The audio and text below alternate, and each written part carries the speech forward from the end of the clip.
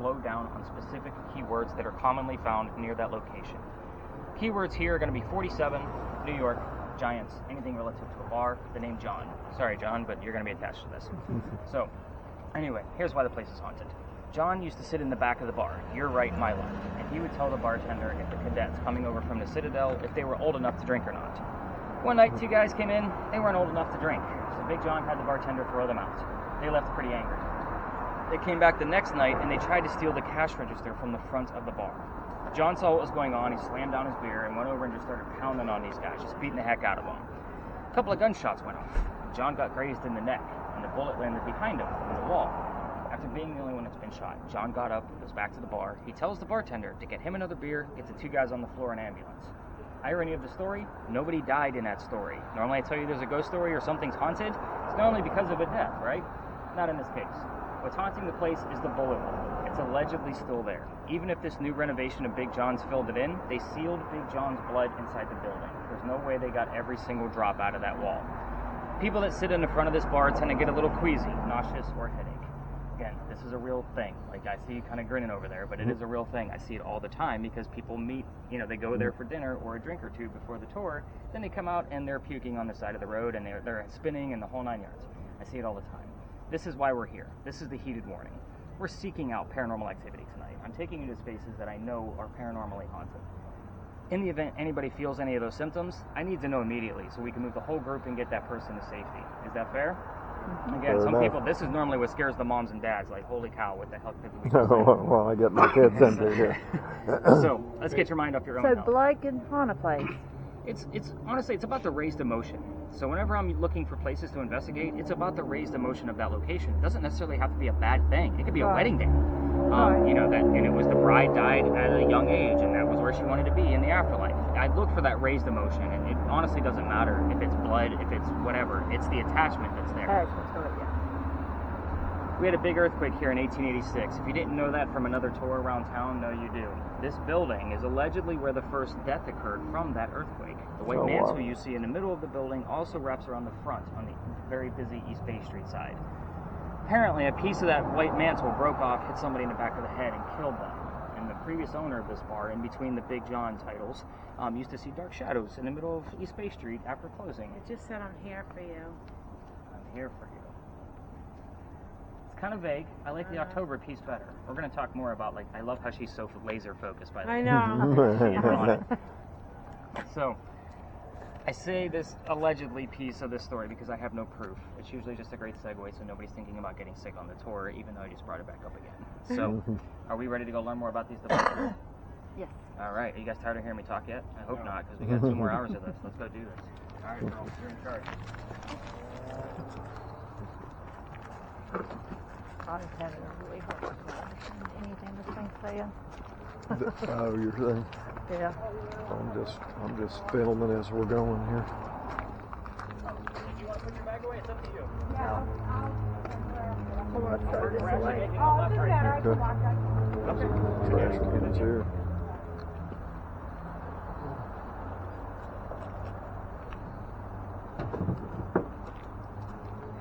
Cut through.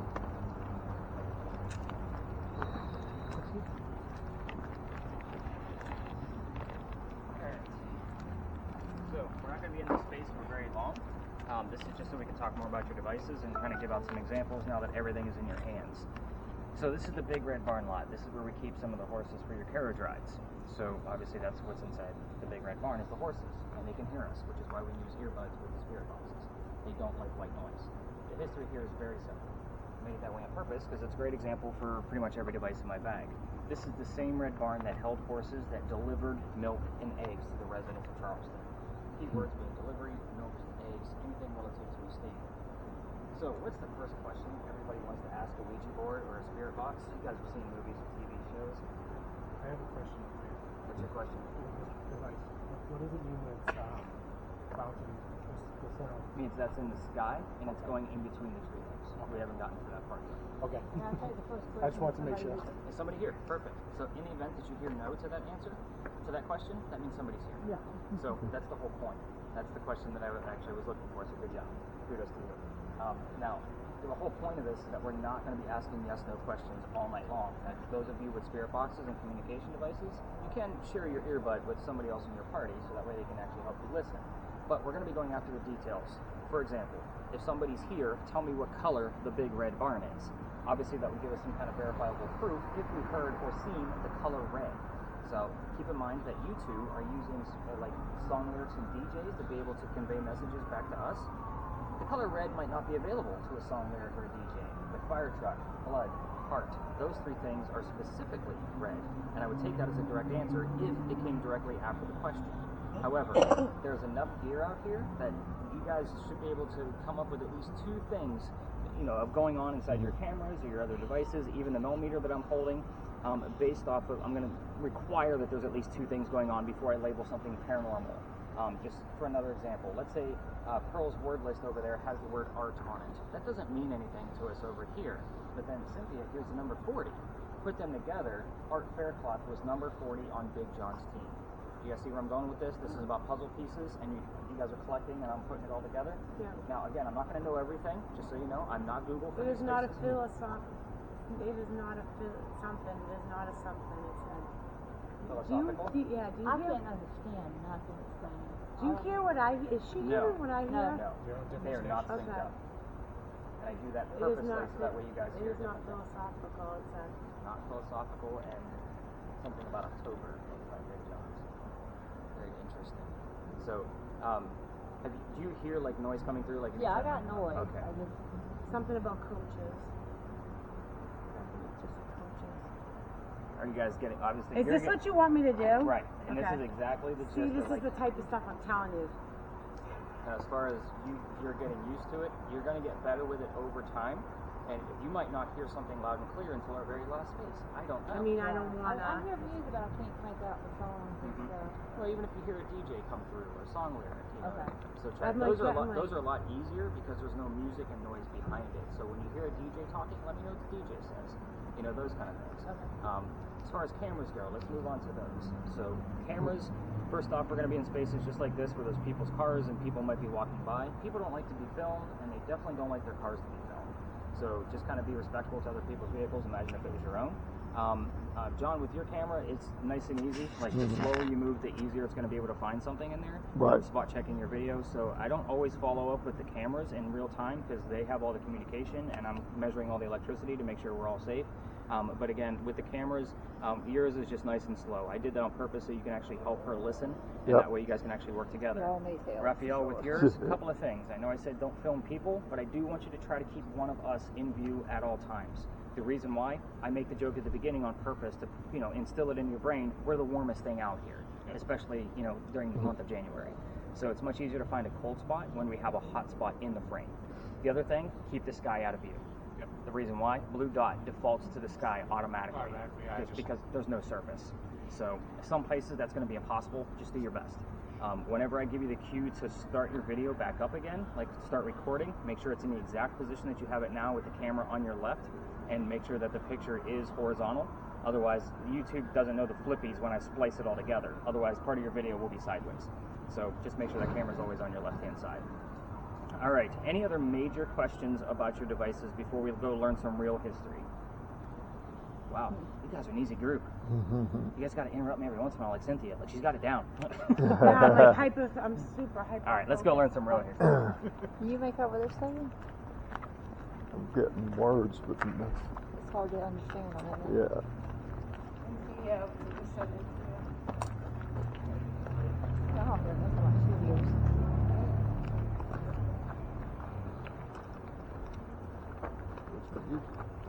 It's so easy. Is that what you heard?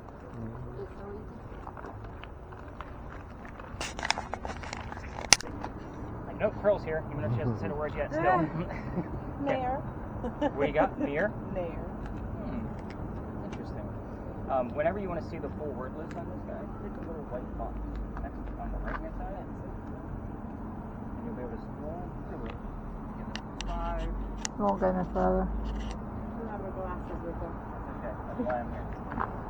That's not right. And you can help her out too. Alright, so welcome to a parking lot. Congratulations, you made it. I told you, I'm taking you to weird spaces. This place used to be something relative to the history of Charleston. It used to be the Charles and Eliza Pinckney mansion site.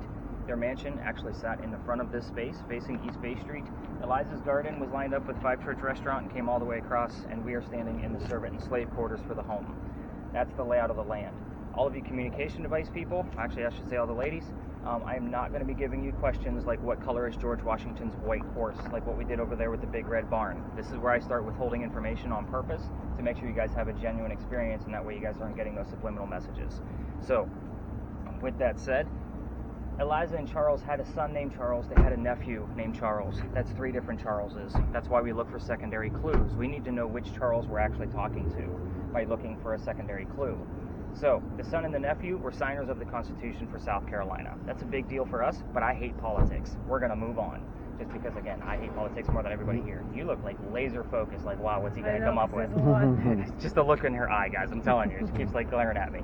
So, we're going to talk about Eliza. She married Charles at a young age according to today's standards. If you ask her how old she was when she got married, don't expect numbers like 12 and 14 from the colonial times that she came from of when a woman would have actually been married.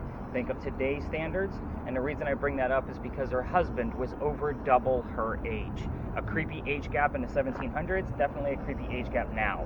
So just put that in the back of your brains. But anyway, she married him because her father was over in England, and he thought he was dying. And that's where Eliza's from, at least where her family's from.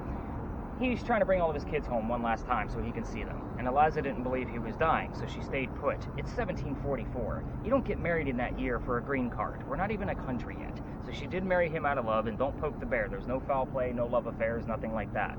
But anyway, she was right. Dad did not die right away. Instead, he starts sending her gifts to this space. One of those Am I gifts... supposed to be recording it now? You can if you want to. I usually, when we start separating, you can. But if you want to hit it just to get it No, going, you that's can. But one of the... Radio station. Huh? Our radio station listening.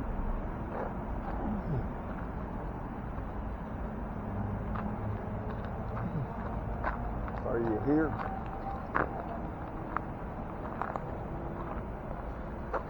Which Eliza is here? What is your last name? Your maiden. How many kids did you have? Elijah, how many kids did you have?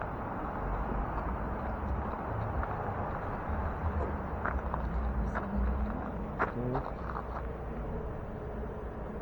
What are you supposed to see on here? Hmm? What are you supposed to see on here? He says you can see apparitions and all kinds of stuff with it. It's just whatever shows up, I guess.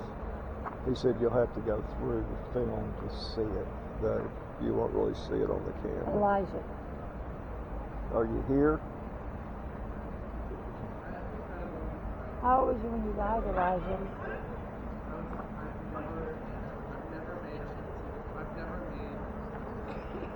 Now hold on. How many kids did you have? What Did happened you to have your house, kids? Elijah? I think they're all going back over. Charlotte, he's just on that Charles, right there. Charles, are you here?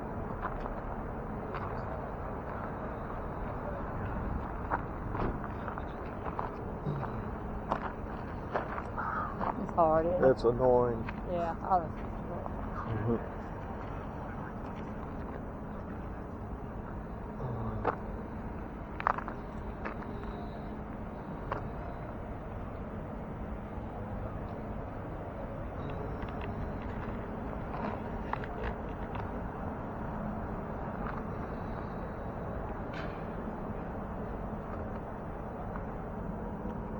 Charles. What is your last name, Charles?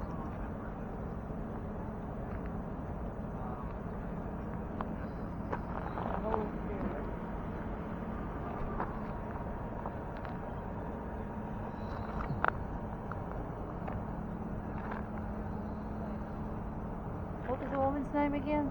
Eliza. Elijah? Elijah. With a Z.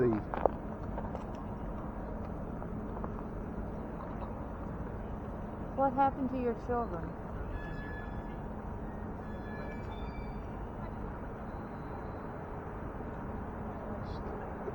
There.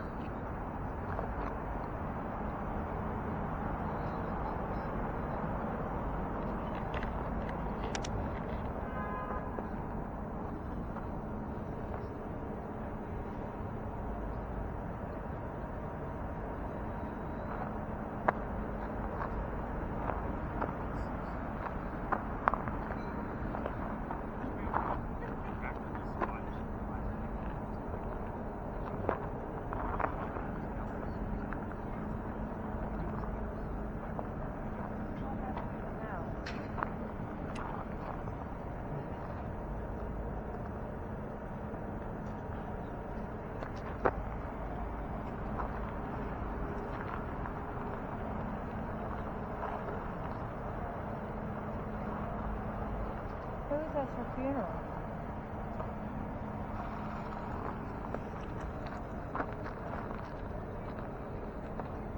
I get that.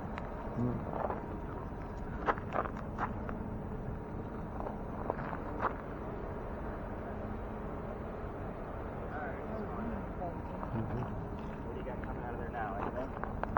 I heard room infection. Wound infection? And when you were talking earlier about my oldest was 11 come across, but I don't think it's that good. Well, didn't I give you the date of what happened to the mansion? No. Didn't I say you can ask what happened to the mansion and then ask for the date? Ask for the Oh, date. yeah, I saw that. 11 is part of that date. Okay. And it's obviously, she's got another number based on what she was asking. So, like, this is starting to match up. Eliza's being nice to us tonight. Yeah. So, you know, we just got to continue to be respectful. Again, I'll do about 2 round robins and kind of, like, see what's going on. And then, again, to not be disrespectful to a prominent English woman, like, we'll leave probably abruptly after I give all the answers. So.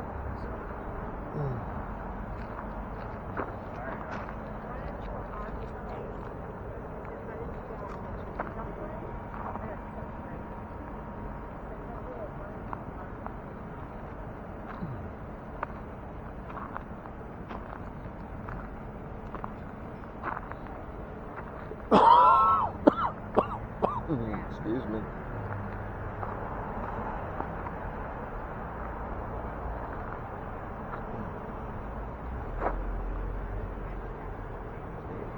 That's a bit of a truck there. It's got a wide angle.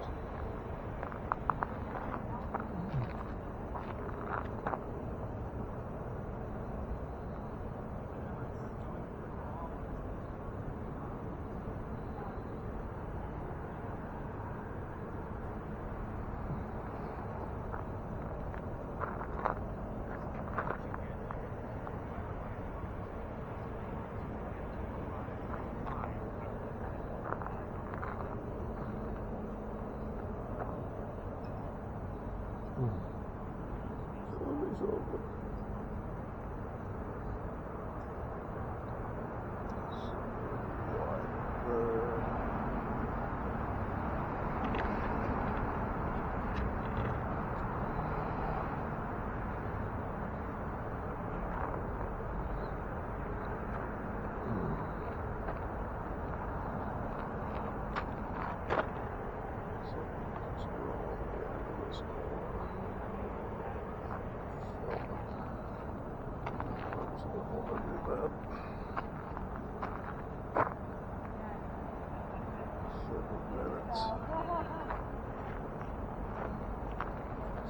You did get that thing started, right? Yeah, it's Okay. running. Yeah. I got 7 minutes and something since we And got here. it'll recycle every 10 minutes. The files that it creates are really large, so, Okay, so that way yep. they don't get overwritten. For about every 10, 11 minutes, it'll start a new one, just so you kind of know. Okay. So if you see like the screen flicker, it's not a ghost. It's just the camera starting a new file. Okay. And I put them all together, so you guys have one video from each camera. Okay. So, you know, I become like this crazy audio tech. You know, by doing but- this. So, but yeah, that's basically what it's going to happen. Is you're going to get one video from each one. I just splice them all together, and then I just spot check them, like to kind of see what's going on. If you see something in real time, I definitely take note of it. Like, hey, check out the Pinckney Mansion site, you know, from the infrared camera. You know, I just Okay. make a note to myself, like I got to watch closely in that area. Okay. But yeah, in real time, these cameras are really small to see in real time. That's why I send them to YouTube, so you can watch them however you want to. Right. Put them on the big screen. I mean, I TV. watch them on a large computer screen. Yeah. You know what I mean? Even when I'm doing my own investigations, I just set them up and let them run and watch them later.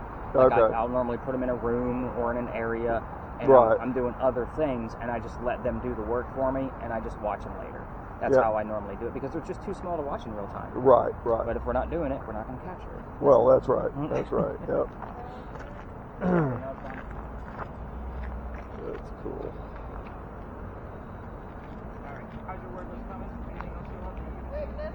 Witness. I got water. Water. Yeah. Really vague stuff. Let's come on back. It doesn't seem like we have a whole lot going on. Did you get any? 4.3. So that's really small for this space. So, Did you just say baby?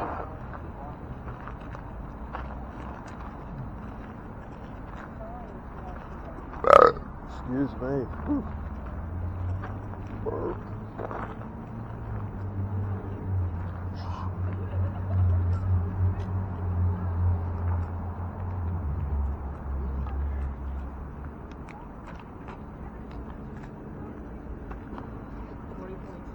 oh, that's good.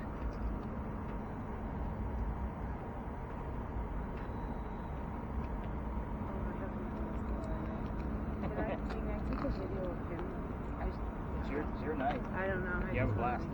My kids are I gonna... heard babies. Cows. I was asking about her babies. Yeah, shred lightly. No. Yeah, I was just telling her how I was a mother and I was involved.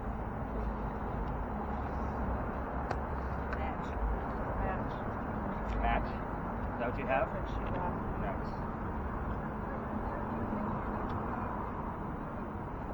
2026. Yep, got it. So, here's what I'm excited about. I'm excited about the word match that just showed up. I'm excited about the number 11. I'm excited about the number 14. Obviously the 20.6. Let me kind of give what that does, because I handed it off to Raphael. Let me explain what that guy actually does. For those of you with cameras, if you want to stop your video, by all means, you can do so. Give your hands a break. And John, you can just point yours right at the ground once you get it stopped. You know what I mean? That way you can be relaxed with it. But you've got electricity in the air. If you were to put that thing behind your TV set, it's going to read about 40 to 60 milligauss. If you were to put it next to your running microwave, about 150 to 170. And tours like to come through here. This is a ghost tour staple. Like, everybody comes down here.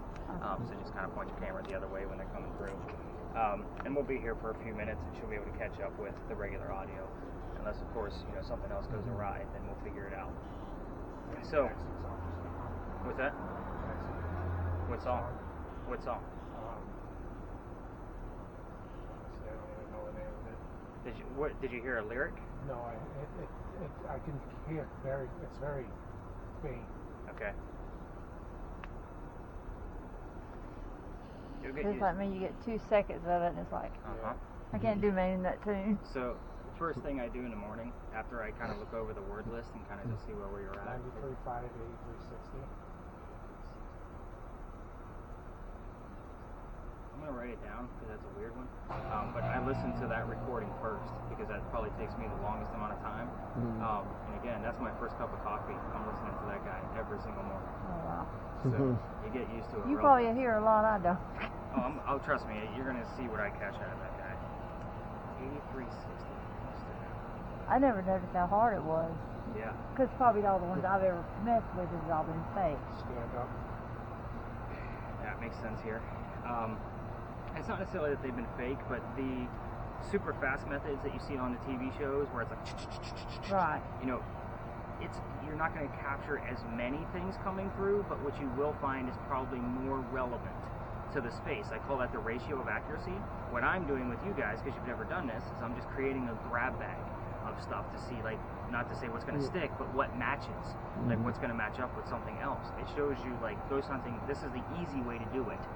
Otherwise, if I were to just give you white noise, you're going to fall asleep. John's definitely going to fall asleep because he's been yawning. White noise in history. Yeah, that's right. To sleep. But yeah, stand up is definitely going to be relevant here. Cool. So this is Philadelphia Alley. So this used to be called Dueler's Alley. We all tell the same story down here, and it does deal with a duel. It's because we can prove that it actually occurred. So I'm going to be telling you the story a little bit differently because I'm going after some of the more detailed facts because you're ghost hunting. This isn't a campfire marshmallow ghost story like all the other tours. So here's how it goes. A doctor moves down here from Rhode Island. His name is Dr. Joseph Brown Ladd. I slow down on his name because it shows up here all the time. What's that? Laid to rest.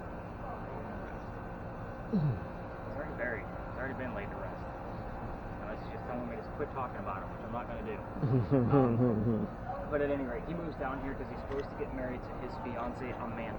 Amanda just inherited a bunch of money. We got a group that's going to be coming over through that wall, just so you know. You might not want to point your camera that way. And she finds you on like Google Maps, just to make sure she's going to be okay.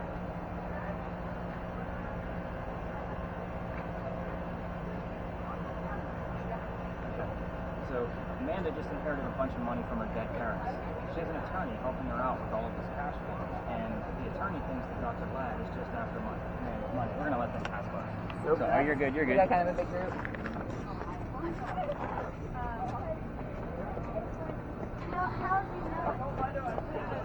Wow, you do have a big group. I don't think this is a ghost story. I think it's just some family butterfly. That's the time we break. Yeah, and that's typical. Like, we're allowed to go to 20.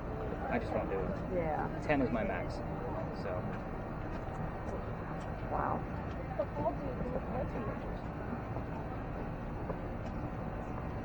lot of yeah, I don't think that's. I think that's just a large group of folks. Yeah. That's way more. That's a lot. I would say it's probably close to 35 or 40. But anyway. Oh, maybe it is. Holy cow. Okay then. You get fined for that. Like, we can get ticketed. Oh, really? Oh, yeah. Big time. Like, that's a large group. Anyway, so but Dr. Ladd, to prove that he's not after Amanda's money, he comes here to Charleston to prove that he's not.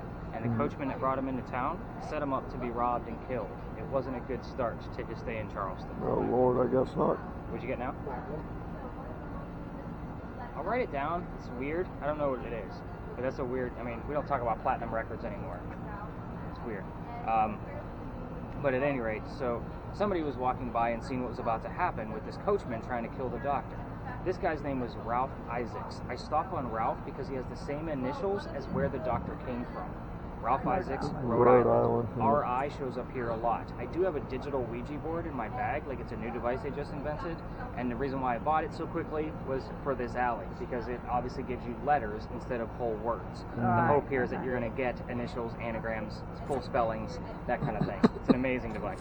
It doesn't give us a whole lot just yet because the ghosts still don't know how to use it, like we're still training them. That's why I don't bring it out with every investigation. But anyway. Don't bring it out this That's time. actually what they call me now. Oh, really?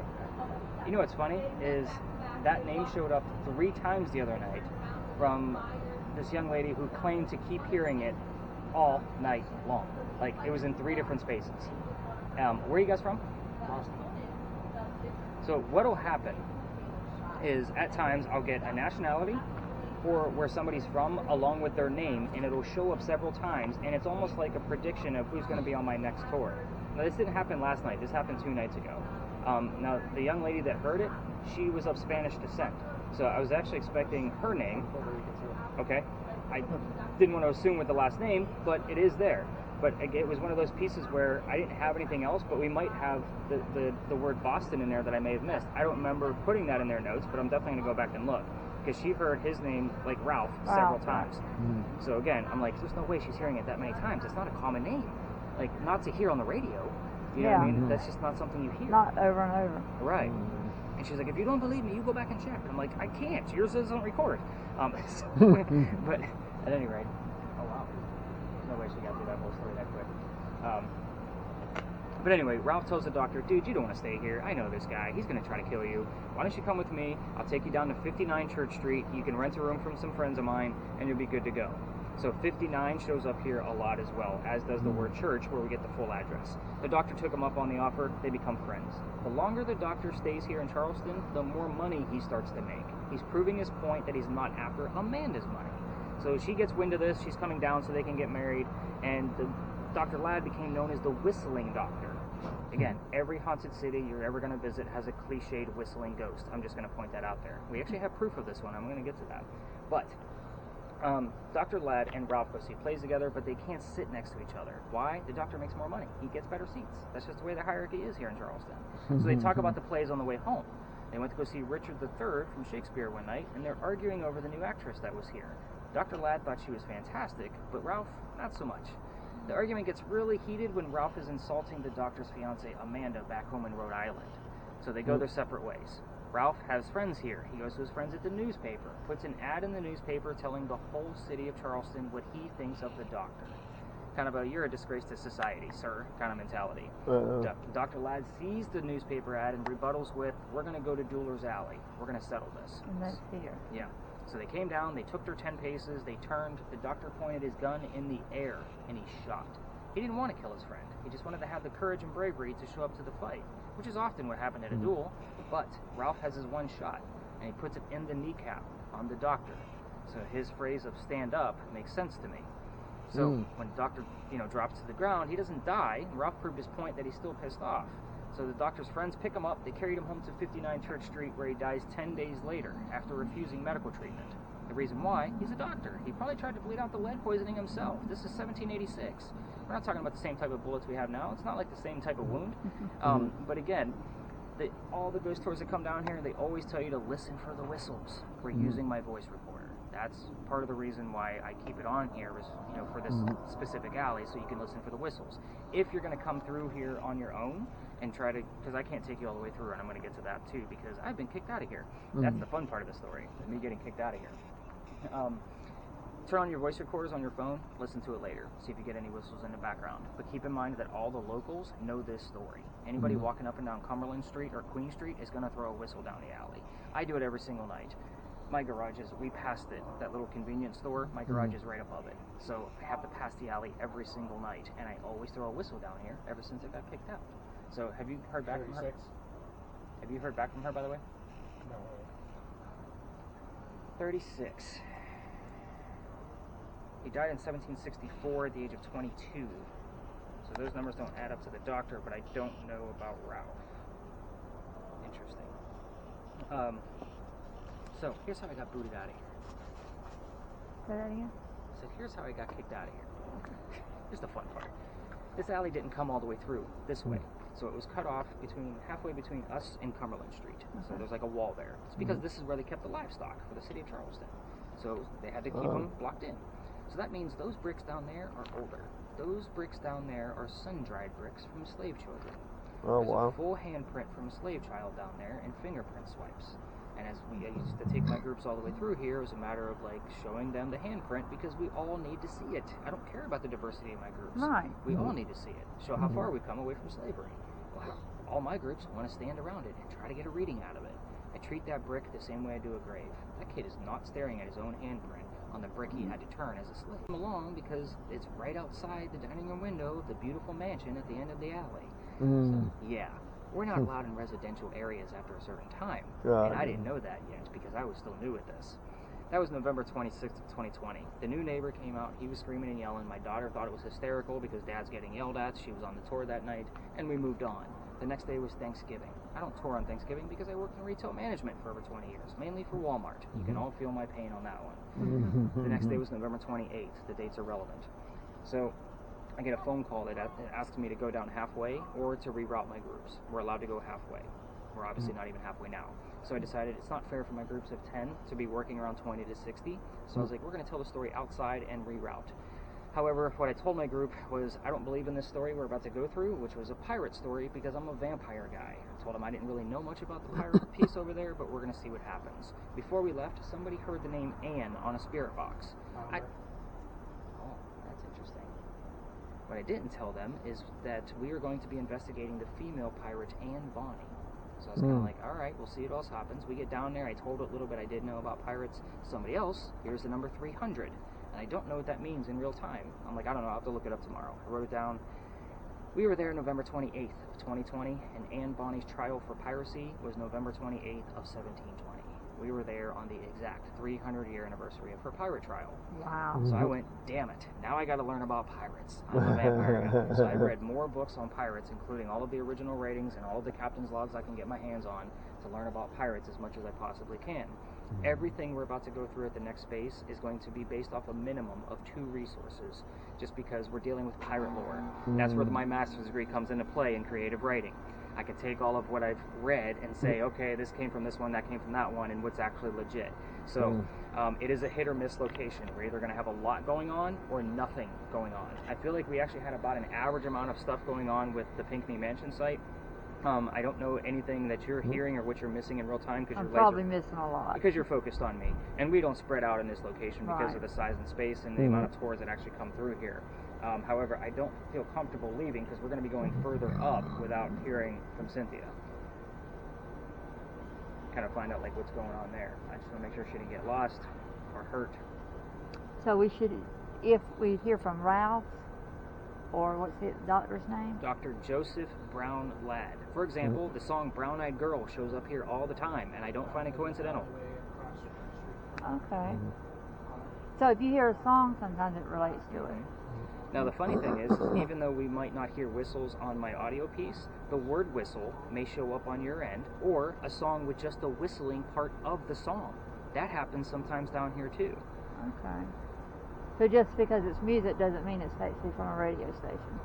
It is from a radio station, but think of this. Have you seen the movie Transformers before? Yeah. Do you remember Bumblebee, how he used the radio to talk through the John Wayne voice? Same principle. He's using that voice to talk back to you. Okay. That's the easiest way to explain what you're doing out here. Okay. So I wouldn't have thought about that. I have to Because we explain this watch 1,000 a lot of the ghost Yeah, I'm shows. sure. We know a lot of it's just like, do you hear that? And we're Yeah. like, no, No. nobody heard that. Or they put it up on your screen and you're like, that's not anything close. Yeah. So that's, honestly, when I'm doing my investigations, because I have 2 of these on purpose. One runs fast, one runs slow. Even the one that's running on fast, I put it in what they call a Faraday box, so no radio interception can come into play with it at all. Like it's got a little metal lining to it, so that way it's nothing but white noise. So when I'm looking at it, I'm not listening to it. I throw it up on audio editing software and I look for breaks in the RFs. And that's where I'm looking for in there. So when I see something that's a little anomalous, like the smallest little thing, I'll listen to that clip and see if there's anything there. See, for me, I have a 22-year-old. She's had a friend with her whole life. We always thought it was an imaginary friend until she got older and was able to explain to us it was not. Right. And so I try to figure out how because she does all kinds of crap. And where is she at now? She's in Panama City is where she lives. And so I just try to experience something she experiences. I never do. Because she's experienced it her whole life. So I would tell you, I do rate every investigation. So no matter if it's my own or for you guys, I still rate it so that way I kind of know how active it was. So I always do a spot check first, just like I do for you guys. And you're going to see a score at the top of your data set. And that's based off of what you guys caught in real time, plus my spot checks. And that way I kind of know, like, was it the moon phase? Was it the instruments we used? Because it's not always the same instruments every single night. Or the people. Or the people. Because Cheyenne can bring people to her. Yeah, she had we used to think it was an imaginary friend she called Joe Cutta from the time she was, knee-high to a grasshopper. And he's still with her. He's still with her, she says. She'll lose her keys and she's like, all right, Joe Cutta, I got to go to work. She says she turns around there on her couch all of a sudden. So, I mean, she's very psychic. Okay. Let's see if we can find something while he's doing that. Oh, we're actually going to head this way. Oh. We'll definitely listen in. Okay.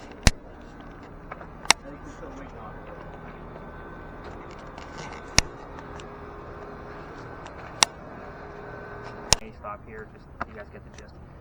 Powder magazine. This is an interesting building. First off, those are not crosses on the building. Oh. Those are earthquake bolts. If you're not familiar with earthquake bolts, which doesn't seem like any of you are because you're not from down here, they're basically turnbuckles. So if we have another earthquake, like what we did in 1886, you can turn those turnbuckles, and it's supposed to tighten the building back up so that way it doesn't incur any further damage from the earthquake. Yeah, sounds like a great idea. It just doesn't work. So Mhm. the only reason I bring these up is part of the reason why we're here. These are the first set of earthquake bolts that Charleston actually put in. Why? This is the oldest government building in South Carolina. It was finished in Oh, wow. 1713. It was being constructed at the same time that Anne Bonny was coming here Battle. to start her new life. Do you want me to tell you every time No, you take Oh, No, okay. definitely not on that one. Okay. I didn't know. Yeah, we'll be Okay. out here all night. So again, this building took 10 years to build. So does that sound like our government small building 10 years? Right. John's like, yeah, it does. But anyway, Like our $1 million bathroom. yeah. 1708 is where the story begins. Try to follow me. There's a lot of twists here. So, young lady moves here from Ireland. Her name is Anne Cormack. She comes here with her father and his mistress. The mistress is her mother. You guys with me so far? Mm-hmm. What do you got? 2.6. It's coming from the electrical pole behind you. You didn't give me a chance to debunk it yet. We're going to be using the motion sensor in here. The numbers usually don't give us a whole lot, just so you know. The motion sensor I'll have to show you how to use. But anyway, you guys with me on the mistress is her mom? Mhm. Yeah, the three of them are running away from her father's angry wife. How pissed was she that they had to leave Ireland in 1708? Remember, no airplanes. By boat to come here. Mhm. Yeah. Sailing boat. I know. Long time on On a boat, for sure. They land in Georgetown. That's between us and Myrtle Beach. So, again, that's where they landed. Dad bought a plantation. Mom died pretty quickly. That means he has to send young Anne down here to sell anything from the plantation to help keep things afloat. This is what I call a familiar. You guys watch the TV shows. This is like putting a teddy bear out to attract a child ghost. It's the same principle. This is something she would recognize. So we don't have many buildings this old. Everything else is going to be very unfamiliar to her. So that's why we're here. That's why it's a hit or miss, because there's other buildings around this age, just not as old as this one. Anyway, back to the story. Back home in Ireland, Anne is kind of a badass. They say she actually killed one of her servants when she was only 7, 8, 9 years old with a knife to the belly. Remember, 7, 8, 9, we're dealing with pirate lore. There's no exact number for that, because every version of it is something different. So, just like to put the mentality of this young lady in the back of your brains as we kind of go through her story. Fast forward, 1713, the building's done. By 1715, pirates are coming through town, and Anne is stoked. She's about 16, 17 years old at this time. She's going to fall in love. Why? She wants to earn her freedom, just like a man. So, you heard the word freedom earlier, and again, bleed over. So we may even still get things from Dr. Ladd over here at this space because we're still so close.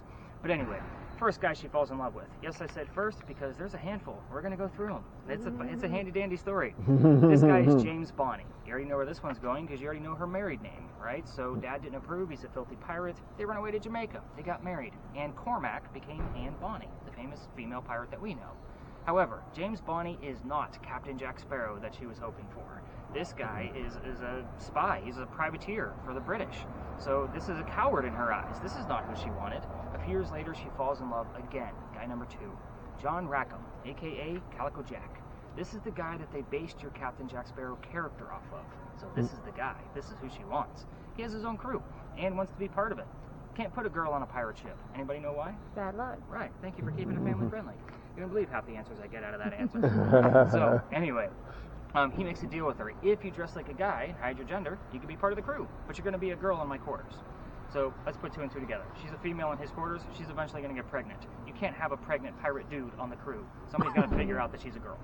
So, he drops her off in Cuba. Go have the baby over here. These are friends of mine. Come back later. We'll figure it out. She goes and has a baby, returns with no baby. We have no idea what happened to the child. Wow. No amount of my research will dig that up because I can't find it. However, she comes back dressed as a female. This makes Jack pretty angry. He's pretty pissed. And while she was gone giving birth to his child, he captured another pirate crew down below deck. Anne's going to go flirting with that pirate crew because that's who Anne is. Guy number 3, in case you lost track. So, guy number 3 turns out to be a female, dressed like a guy to be part of the pirate crew that Calico Jack captured. Now we have 2 females dressed like males on the same ship. Her name is Mary Reed. She went by Mark Reed to become a pirate. So again, all of these names will pop up hopefully on her spirit boxes. Her and Mary became friends, possibly lovers, we're not going to really know for sure. But the British find out where they are, they send a fleet of ships to take down one pirate ship. Anne and Mary, rumor has it, were the only 2 pirates not drunk enough to come up and fight with their 1-bullet flintlocks. Obviously 2 ladies with 1-bullet flintlocks are not going to get very far, and they're probably using those because they probably didn't know how to use the cannons yet.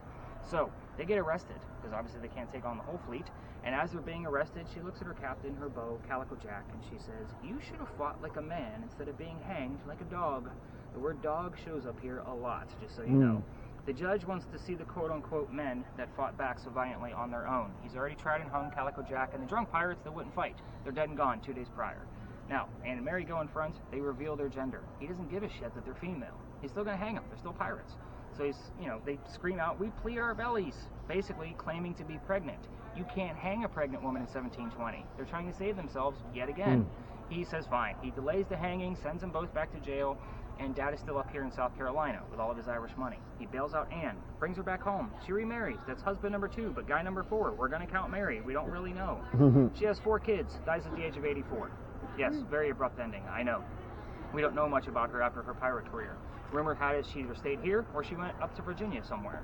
Changed her name and had all that family stuff going on. We don't really know. What happened to her? However, Mary Read died a year later, 1721, in that Jamaican jail from whatever pirates die from in a Jamaican jail. Use your imagination. Most books and articles will tell you that it was fever. I'm going to call bullshit on that. It was probably scurvious and nasty and gross and whatever else you want to make it romantic for yourselves. Yeah, it's pirates, right? We got to glorify them. Yeah. So, 2 things I left out of here on purpose. That way you guys at least had some questions to actually work with. What is going on around here? All these crazy buses and giant tours?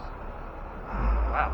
Anyway, I left out the name of Anne Bonny's parents on purpose. That's the father and the mistress. I also left out the name of Calico Jack's ship on purpose. So that way you guys would have something to work with. This is not a prominent English woman. You don't need to tiptoe. Ask these questions, get some answers. Hopefully we can, and again, we don't have to tiptoe and do what we had to do with Eliza Pinckney. Right. So this is a lot different. And it's just right on this building here? We're going to take the whole lot. Just be mindful of the 2 cars and any tours passing through. With yours, Ralph, I'm going to turn on the motion sensor for you. In the event that So we want you the could ship and the parents' names. The ship and the parents' names. And it's Anne Bonny. Anne Bonny, Mary Read. So this guy's going to detect any motion. So as you walk around, it's going to go off, right? So on the right-hand side, there's 3 little buttons. If you keep your thumb on that button, every time it goes off, I'm going to reset it. And if it goes back to the same color, it obviously will be coming from here. The reason why I like using this Anne? is because Who is your father? the only way she can give it to us is by touching the button. What is your father's name, Yeah, Anne? very close stuff. The only time I've ever gotten this correct, right? What is your mother's name, Anne?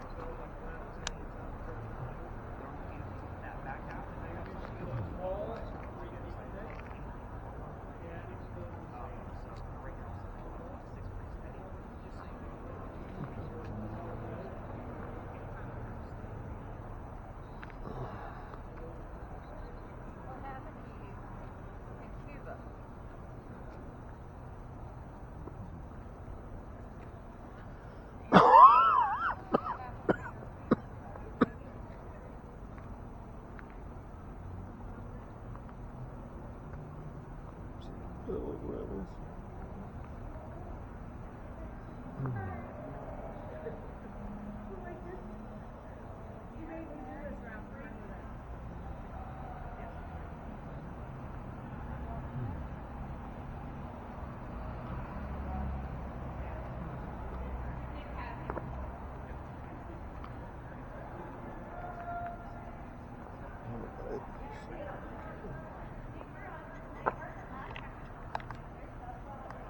Was your father named John?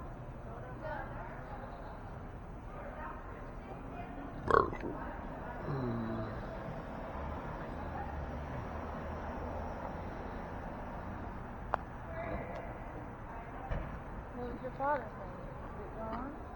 Or was it something else?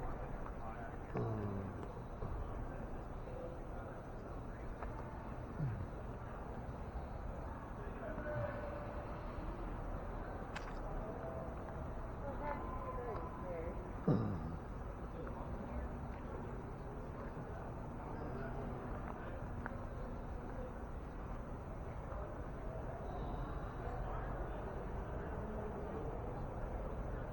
Nope, there's the corner of the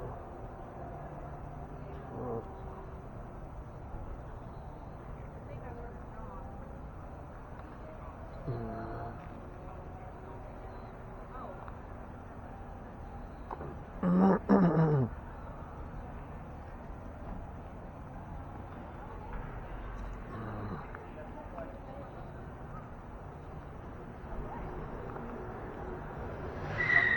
They just IRPOV I've ever caught has been at this location from that camera. Oh, really? Yeah, we were. Cool. I was over by that wall. Somebody was filming me. I was doing a demonstration with laser lights, and this big giant orb, bigger than my head, came like from the garage towards my head, and then went up. So it like went up above me. Yeah. Like it stopped and then went up. Wow. Craziest, and that was like the second or third night we were using that. Wow. So, but that was. I'm trying to think of how long been using that. That's an upgrade. I want to say I upgraded that like March, April, but I've gone through like 6 of those already. They're just very poorly made. The technology inside of them is fantastic, like the best I've seen yet. But the way it's constructed, like the ports are horrible.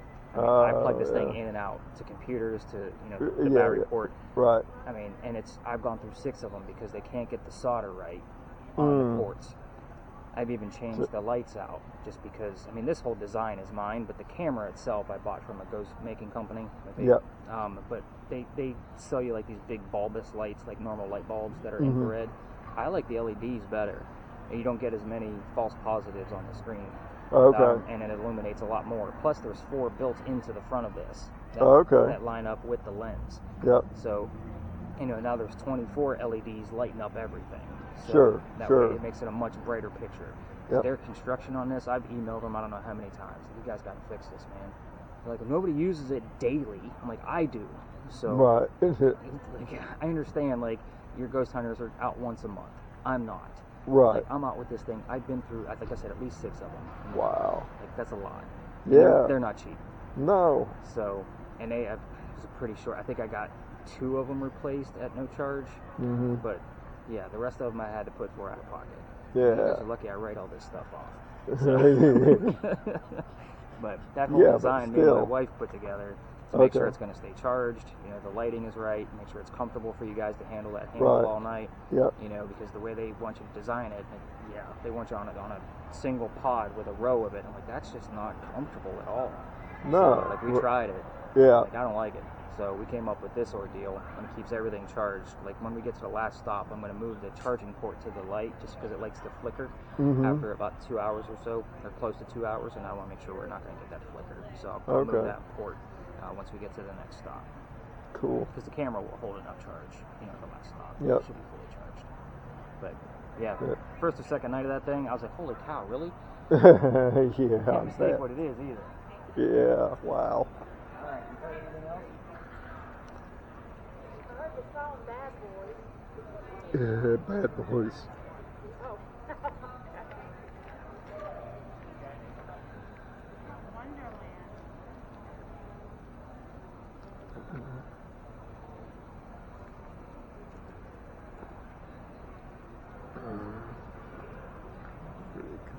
You seen anything? Not really. He said that like on the first or second time I was here, they got with this camera got an orb like coming out of over here on the second or third floor, coming out like this, and then kind of got over about where he was standing and just went straight up in the air. I'm gonna take some pictures with my camera, I think, because I'm not understanding nothing's being said here. I did get the song Bad Boys. Hey, I heard you say something about Bad Boys a minute ago talking to. Which Bad Boys? That would fit with pirates, would it not? He says they normally get girls just want to have fun. Yeah, all the time. I'd say at least once a week. I'm just taking some pictures.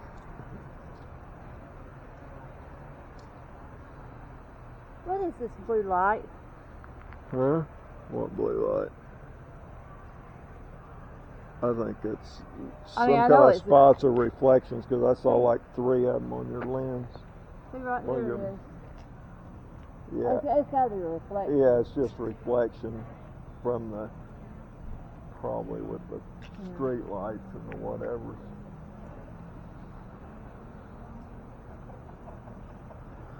And where's your baby at?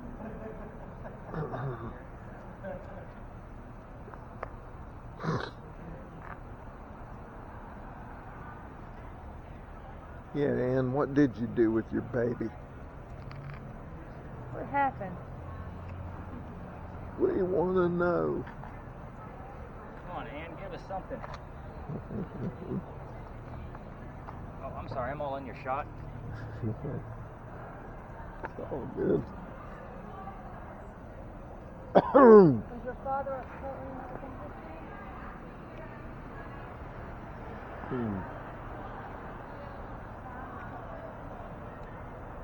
How did your husband die?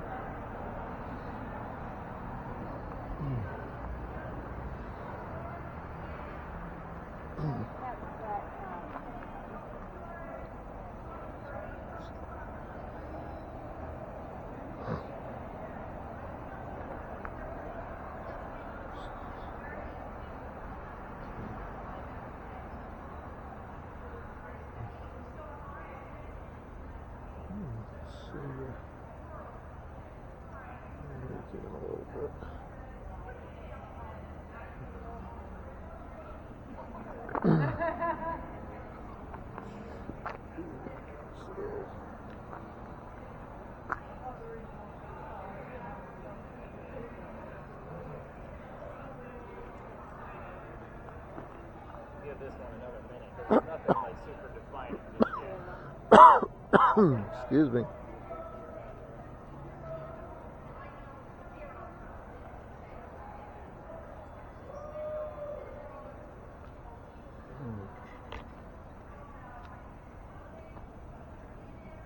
mean, John was good. Don't get me wrong. She did hear the name John.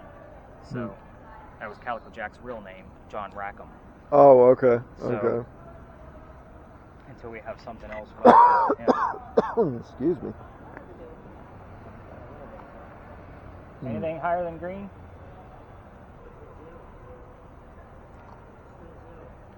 Well, the numbers and colors don't work together. I don't know. It was weird. I heard something like, I don't know what that was. You're filming, babe. I thought I turned it off. Maybe something walked by. That's what I was sitting there over here saying. Show yourself. Show yourself. Show yourself. Alright, so ask for dad was my baby. Ask why the husband died.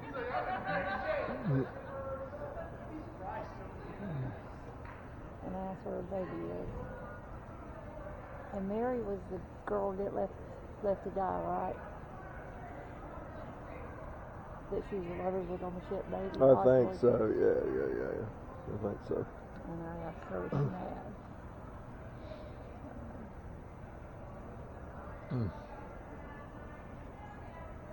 I hope he catches along here. So I just have it one more time.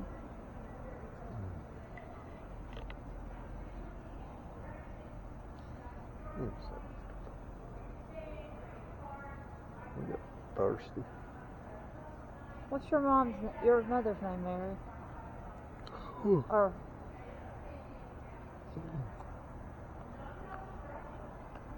what's her name, Sue? I don't remember, I babe. don't either. I get lost. Too many names. Did you hear something?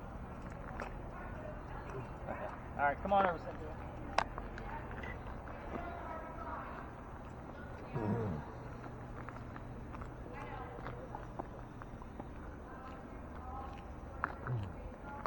So we'll go over the quick answers here.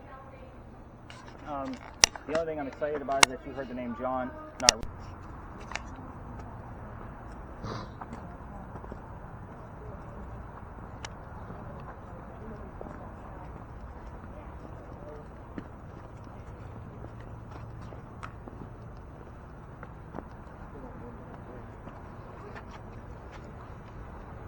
All right.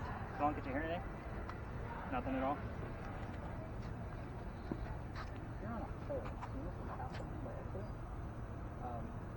I would normally take us up to this monument over here, but that large group that we interrupted us over at Philadelphia Alley is over there. But that's the reason why we're here, is that monument. I want you to keep in mind that if you look around, there's monuments everywhere. So the first time I ever came here, I had no idea what to expect. I didn't know what we were looking for yet. I just experimented with just one couple that was on the tour that day. So let's just go see what we can get. And what we got was that gentleman's year of birth, his first name, and part of his last name, all through spirit boxes. Wow. That is Henry Timrod, born in 1820. but they heard the exact year, 1820, whatever the last digit is. So I was like, I know I've heard this before, and I didn't know where. So it turns out I heard it when I was investigating another tour, because I do my research to see what they're up to, and I heard it at the Charleston Library Society. Henry Timrod was a poet, so his story is very good. So his collection is held at the Charleston Library Society. That's why I heard the story over there. So here's how this goes.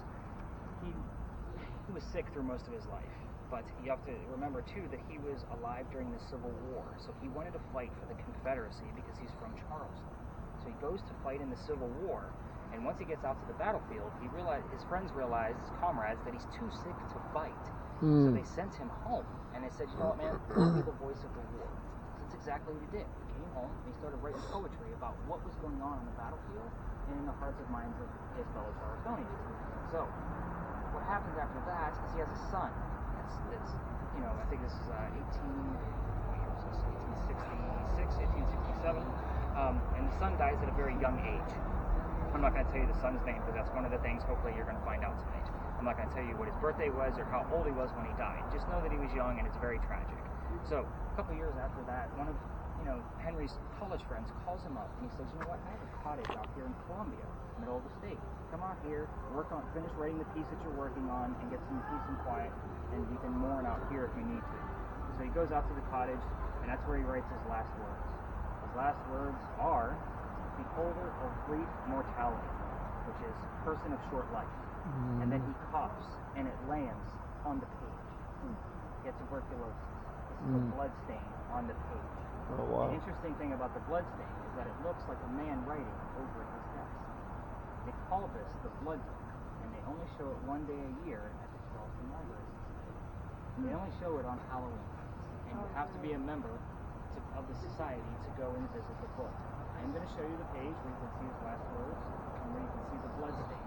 And then I'm going to read a short stanza from his poem called Charleston to hopefully stir things up here. The reason why I'm doing that is because this is a very shy, timid man. But to show recognition for his work, hopefully we'll get either some terms or phrases from that short stanza, and hopefully we'll see like we're here and coming in peace and everything.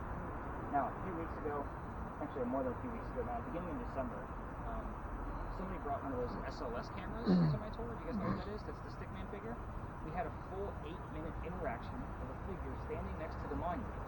And when I say interaction, Henry, is it okay for me to read a stanza from your poem called Charleston? Raise your right hand. And it'd go back down again. Henry, we were doing this call and answer thing for 8 minutes. Wow. Here's how it ended. That's the more interesting part. It ended with a woman from the tour going over and extending her hand over the gate, asking Henry to shake her hand, and he disappeared, and we couldn't get him back. You have to remember the time he came from. A woman extending her hand to be shook that way was probably disrespectful. So again, couldn't get him back. Now, this was the gentleman's first time ever using that camera, so the footage is from the camera that John's using tonight. I had this very short young lady using that camera that night over the man's shoulder because he was about your size, and she's literally going like this, so that way we can actually have the footage. Very cool stuff. It actually kind of inspired me to actually look into the SLS technology, and keep in mind that that camera is giant. You guys have all seen them on TV, right? Like it's yeah. So I had one. My wife bought me one for Christmas thinking I was going to bring it out to the tour. The bag's already 35 pounds, guys. I'm not carrying that thing around too. So what we found is that the LiDAR technology from the Apple iPad Pro can handle a certain app that uses the same type of technology. Now, those big things that you see on the TV shows is made from a video game, the Xbox camera, which sprays out millions of dots. What the LiDAR technology does is the same thing that the LEDs are doing on John's camera. It's spraying the light. So the LiDAR technology on that can handle this app called Ghost 2. And we're going to be bringing that to the tour in a tablet format, and that's part of the pieces that are on order. So I should have that over the next few weeks. But I can't wait to get it, and we have to make sure it has handles on both sides, because an iPad, as you know, is pretty large. It's obviously even bigger than the tablet I use for this. But yeah, I'm super excited. But yeah, very cool stuff. So let me show you the blood stain. You're going to see how this looks like a man writing over his desk. Let's see. So this is the blood stain. You can see exactly, and you can even see his last words, beholder of brief mortality. And then he coughed that up on the page. I think I've seen something like that online. So Henry Timrod is actually starting to be taught in colleges in references Baby like of the Lord, I just heard. you're next to St. Michael's Church. Hold on. Don't be surprised if you get more religious terms. Oh, I'm gonna turn it down. What'd you say? I said, don't be surprised if you get more religious terms. We're next to St. Michael's Church. Okay. So same thing with St. Philip's. We get things over there too. So again, this is he's starting to be taught in the same line of like Edgar Allan Poe and you know people from that era. So he's starting to be a little bit more recognized. The interesting thing is he was a laureate of the Confederacy. So like that's a big nomination in the writing world. So I was surprised. Like I didn't know the full story of him beforehand either. But let me go ahead and read that stanza, and then what we're going to do is we're going to spread out. I'm going to stay out of the way of the other tour. I will tell you we have gotten well over triple-digit EMF readings in this location and random spots on random nights. Sometimes we don't get anything. Other nights it's in the grassy knolls. So Ralph, you're going to be bouncing around, basically looking for those triple-digit readings. The first place is going to be over near those benches on the left-hand side. If it's not over there, check up in this corner. Same thing, it's going to be in the grassy knolls. So you just kind of have to bounce around a little bit. We know not in the temple of the fates, God has inscribed her doom, and all untroubled in her faith she waits, the triumph or the tomb. This was written right in the middle of the Civil War. It's basically stating Charleston has to wait the fate of the war to see if Charleston's going to be triumphant or if they're going to fall to the tomb. So, very interesting piece. We've also had the terms triumph and tomb show up in the same evening, all verified. You can also ask the name of Henry's wife. So we've gotten that here in the past. His son's birthday is also very significant. So again, have some fun in here. Be very, I don't want to say don't tiptoe like we did with Eliza, but just know it's probably going to take him a few minutes to get to know you before he starts giving us any kind of like true answers. So this is what I say when we've had our conversations all night long about like if you don't know your history, like you're not going to catch your shit. Like, that's just the way this works. So if I don't research and know, again, I'm still learning about this guy because I'm still reading his biography, I'm still reading his poetry. You know, you really get a sense of somebody when you start reading their poetry, and it's a very big deal. But again, hopefully you guys are going to give me a few pieces tonight that I didn't know about.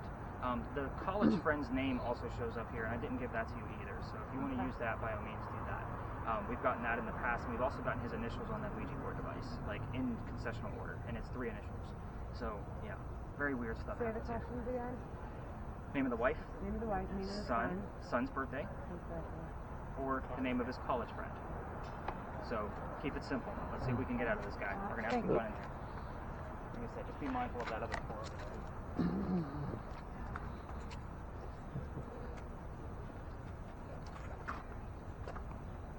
Pretty cool, huh? Hello, Henry.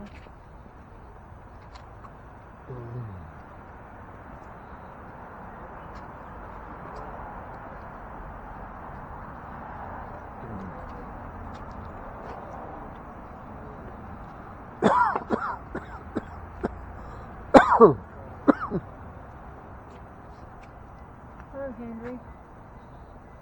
I'm sorry you lost your son. What was his name?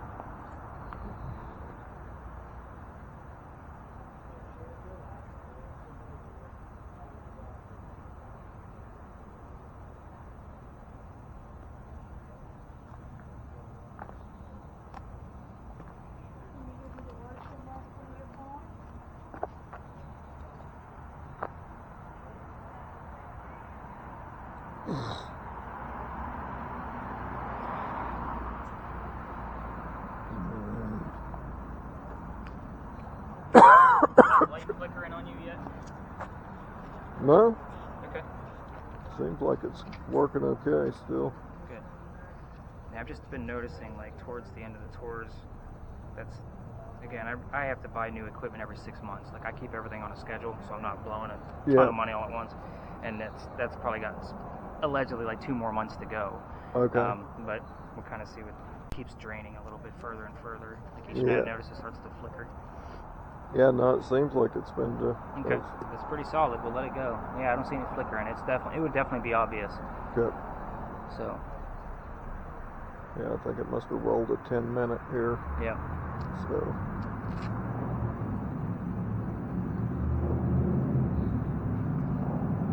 Did you hear anything yet? I don't know. She's been kind of like carrying on a conversation. So That's what she's supposed to do. Yeah, well, right, yeah. Just asking questions and stuff. I walked around and filmed her for a little bit, just shot back in case, if anything showed up. I don't know if it's anything I've heard. I think I heard anyway. Maybe 24. And then I heard that. I think it was Ellie. I don't know who Elliot is, but 24 is definitely part of his son's birthday. And I was asking about it. I don't know who Elliot is, and I don't. And that's when you just training to hear that.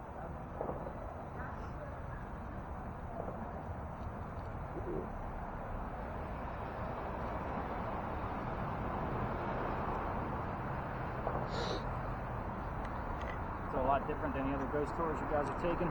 Oh yeah, absolutely. She's done more than I have. I went. I know I did one in Savannah with her. But I'm like Charleston. You have to do a ghost tour. Yeah. Well, that's kind of our normal there, and St. Augustine are kind of our 2 normal.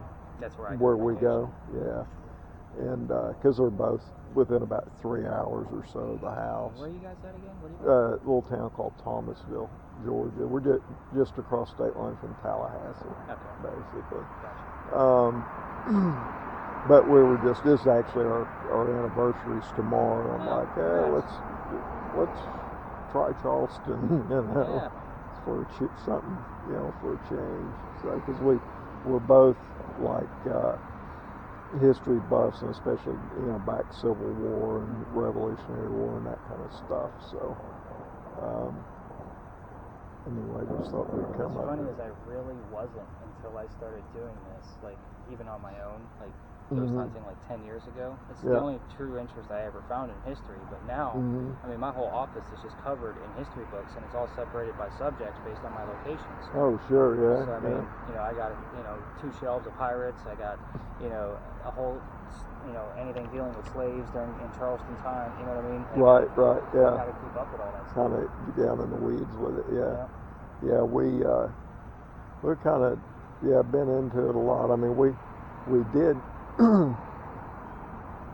So I travel extensively for work, and I mean, not like go somewhere for a week. But I just spent a year and a half up in New Jersey. Wow. Okay. Where I do construction management for a living, so wherever the widget needs built, that's where I go. Sure. But we lived in Northern Virginia for several years. Out a little town called Front Walls, probably, 65, 70 miles from like the Beltway around D.C. Of course, a lot of Revolutionary War stuff down there, and then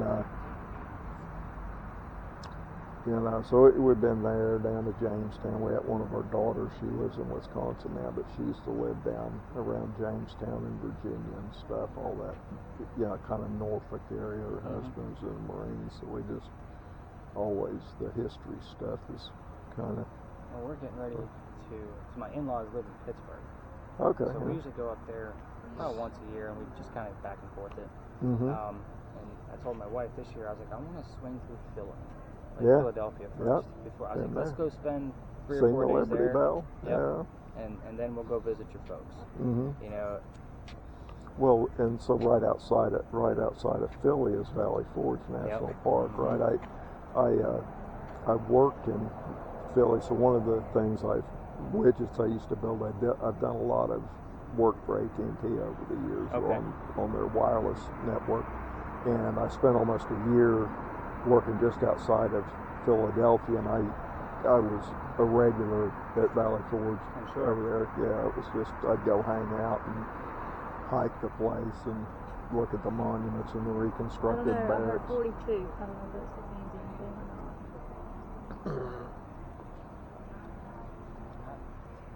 Yeah, I wasn't asking any questions. We just did class. It's very specific, though, isn't it? He died at the age of 38. So that's 2 years off of 42. What about his wife? When did she die? She actually lived quite a long time. I want to say she died in 1912. She lived a long time. Oh wow. No, I was just asking her wife. Yeah, I want to say she had to be in her 70s. Wow. Let me follow up with those two over there. Kind of see what's going on. He was looking for those high EMF readings in some of the moles that I told him about. Everybody gets drawn to that over there.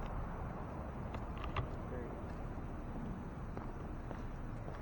I checked her word list a few minutes ago. She didn't really have much. I mean, that word list has been really light tonight. I mean, there's some nights it gives me 20, 30 terms. Yeah. Wow. And then there's other nights, 1 or 2. 1 or 2. All right, what do you got?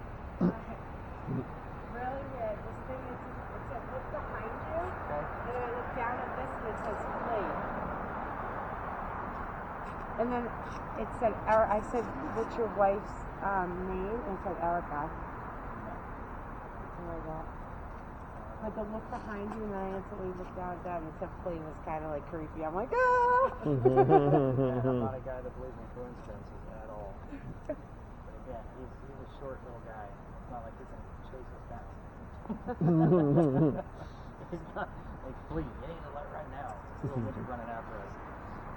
So then it just said stick around. Yeah, you heard? Ralph, you got anything?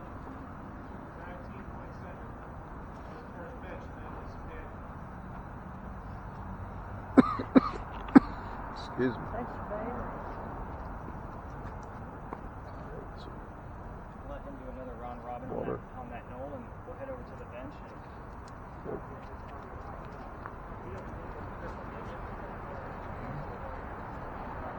capture a whole lot. You guys caught on to I don't want to waste time. I don't want to. There may be stuff on here that I don't hear, so. Oh, I'm sure there is. I can't hear half of it. Or Okay, no, understand half you of can it. stop that video.